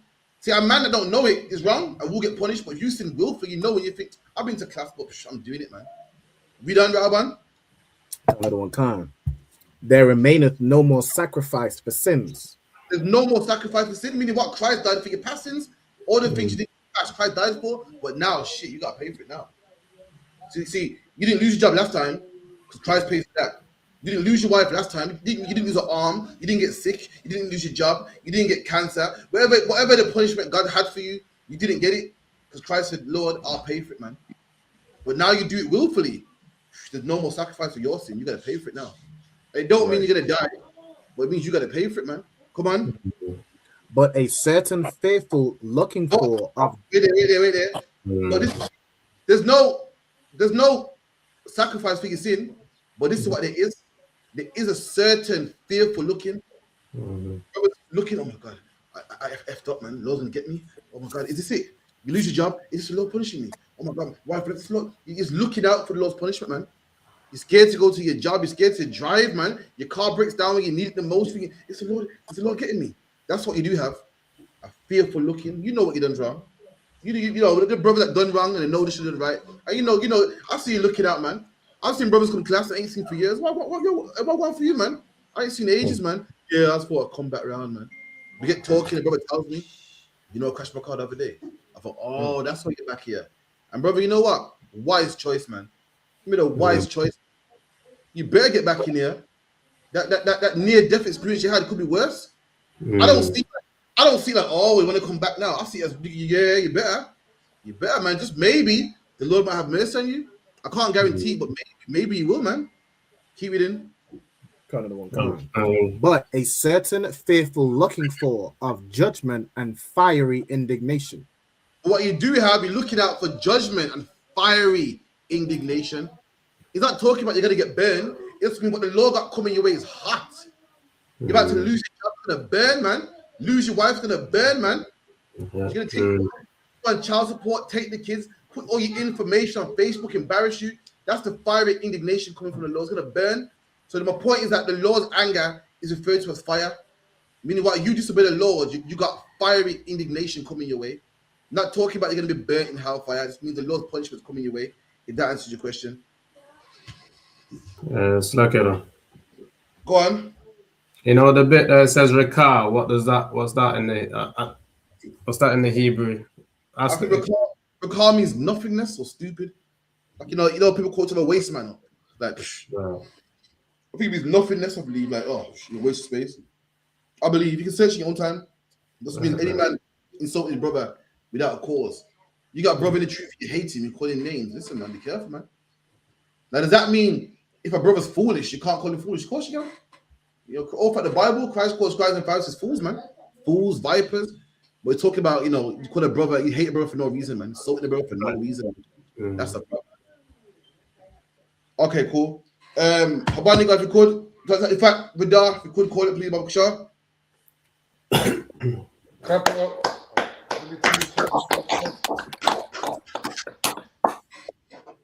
Man of Israel, Imagine Shabbat, Imagine Barak, Yahweh Hashem Yahushua,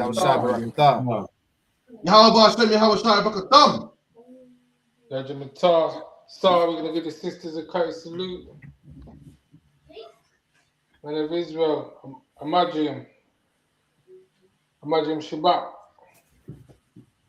Imagine Barak, Yahweh Shema,